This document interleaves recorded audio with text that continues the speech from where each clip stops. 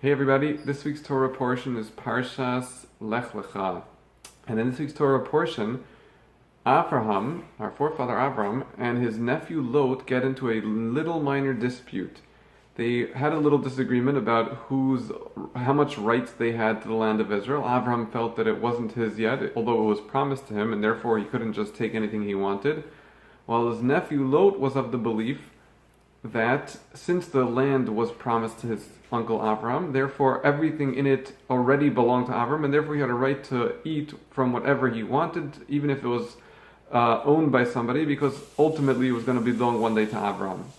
And this dispute got to the point where they decided they had to part ways. Avram felt that it would be a chilul Hashem, it wouldn't look good for the Jewish people or for God, if the man representing God had somebody, one of his relatives, taking food from other people. So he went over to his nephew and he said to him, okay, I think it's time that we go our separate ways. Let's make a deal. You pick which way you want to go, and I'll go the other way. And the key words are as follows. Avraham said, if you go left, I'll go right. And if you go right, I'll go left. But you get to pick.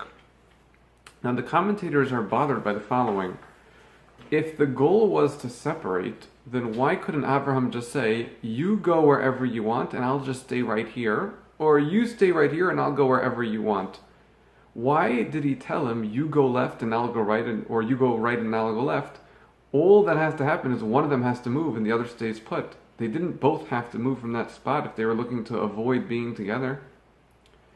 And our rabbis say a very interesting idea, and that is, when somebody does a good act, it impacts the place where the person does it. So for example, if somebody's has a home which is always open to guests, it's not just that he did many good deeds in the home itself becomes holy. And conversely, the same way with a bad deed. If somebody has a home which is the opposite of that, that also impacts the actual home.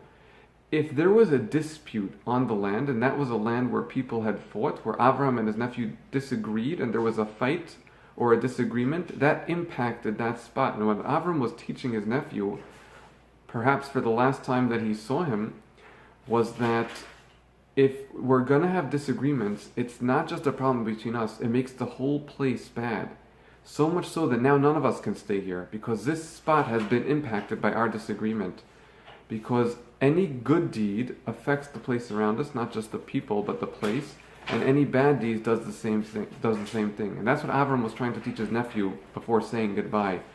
That our actions have very, very big impacts, not just upon each other, but upon the world around us, even the inanimate objects. On behalf of Makaravi, Shabbat Shalom.